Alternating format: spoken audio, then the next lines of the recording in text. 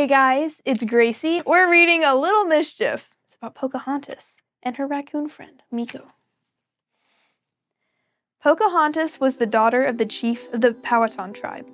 She knew the woods better than anyone, and she was a friend to the animals that lived around her village, like her hummingbird companion, Flint.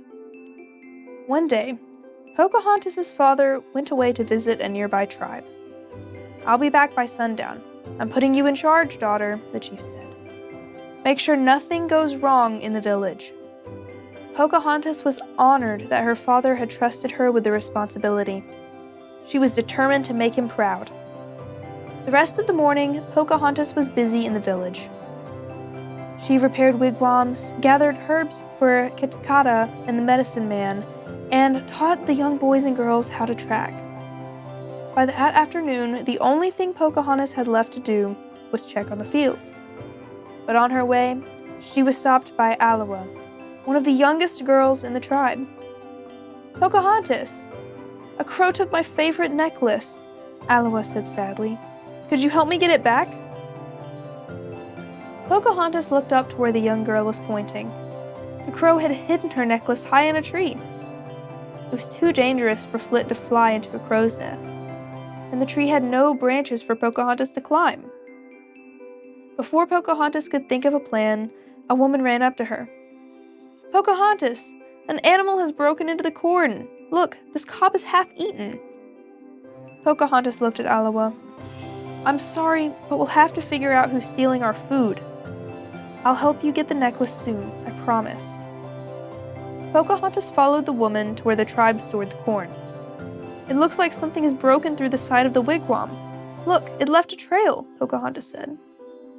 Together, Pocahontas and Flit followed the trail of corn. It went over logs and under fallen trees. The trail went right by small creeks and past animal dens.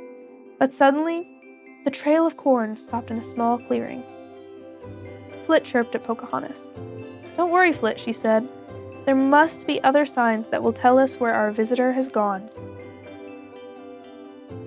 Pocahontas looked around and saw a broken branch on the ground. Something stepped on this branch to make it break. "I think our visitor went this way." A little farther into the forest, Pocahontas noticed a set of claw prints in the soft earth. And then she saw a little bit of fur on a berry branch. "We must be getting close," Pocahontas said. She soon tracked the visitor to a small den. "Hello?" Pocahontas called. "I promise not to hurt you. I just want to know why you're taking our corn." There was no answer. Flit flew inside to get a better look, but before Pocahontas knew it, Flit was zooming back past her. Something had thrown Flit out of the den, and now the poor hummingbird's beak was stuck in a tree. As Pocahontas pulled her friend free, she saw a raccoon run out of the den and into the woods. Pocahontas and Flit raced after the raccoon. "You don't need to be afraid," Pocahontas called, but the raccoon would not stop.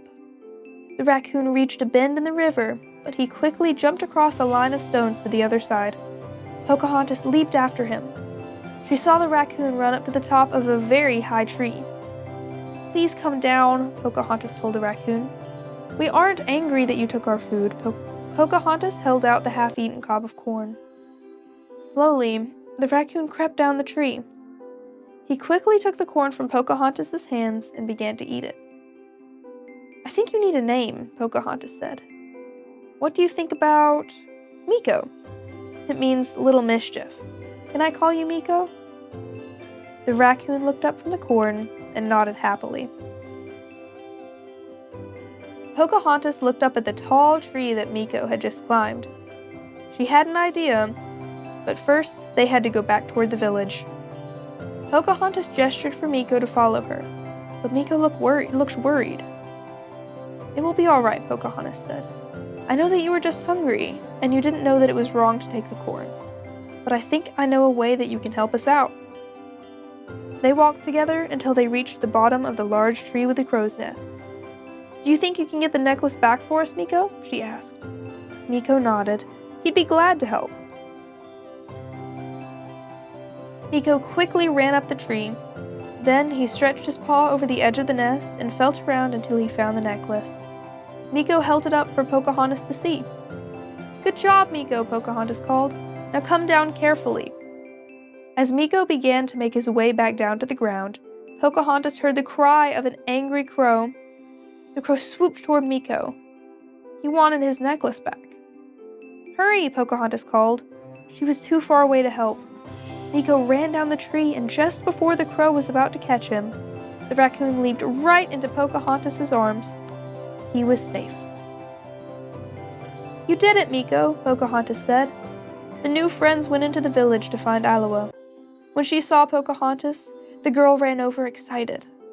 Did you get my necklace, Pocahontas? She asked. I had some help from my friend here, Pocahontas said. Shyly, Meeko held out Aloha's necklace. Oh, thank you, she cried. She grabbed Meeko and gave him a big hug. As the sun began to set, Pocahontas saw her father's canoe pull up to the shore. She ran to greet him, with Meeko following close behind. How did you fare today, daughter? He asked. I hope there wasn't any trouble.